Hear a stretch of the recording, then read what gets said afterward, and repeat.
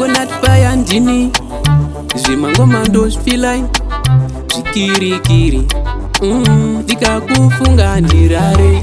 moyo wangu inini haufare ndinotogara ndichichema kuti mumwe wangu akaenda.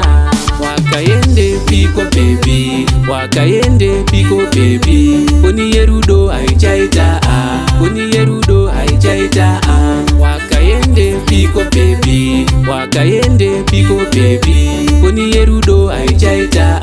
koni yerudo haichaita kuzama kufona hauzi kubatika mumwe wangu dai wambobatika ndambozama kukutekstira mumwe wangu dai wambondipindura igetoripira wakapindira mumwe wangu dai ndambokushanyira zvimwe zvacho zvinoda matyira mumwe wangu zvinoda matyira. Wakaende piko baby, wakaende piko baby, koni yerudo haichaita koni yerudo haichaita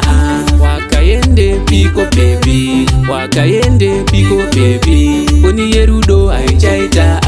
koni yerudo haichaita ndaedza zvese zvaramba kumbotraya kuchinjawo namba usipo hazvizi kumbofamba mumwe wangu ndakusuwa ndikakufunga ndirare moyo wangu inini haufare ndinotogara ndichichema kuti mumwe wangu akaenda. Wakaende piko baby, wakaende piko baby, koni yerudo haichaita koni yerudo haichaita wakaende piko baby, wakaende piko baby, koni yerudo haichaita koni yerudo haichaita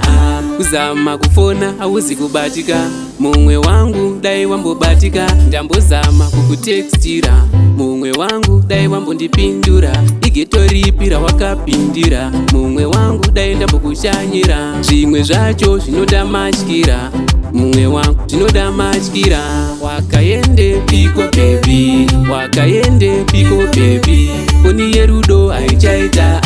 koni yerudo haichaita wakaende piko baby, wakaende piko baby, koni yerudo haichaita koni yerudo haichaita ndaedza zvese zvaramba kumbotraya kuchinjawo namba usipo hazvizi kumbofamba mumwe wangu ndakusuwa ndikakufunga ndirare moyo wangu inini haufare ndinotogara ndichichema kuti mumwe wangu akaenda. Wakaende piko baby, wakaende piko baby, koni yerudo haichaita koni yerudo haichaita wakaende piko baby, wakaende piko baby,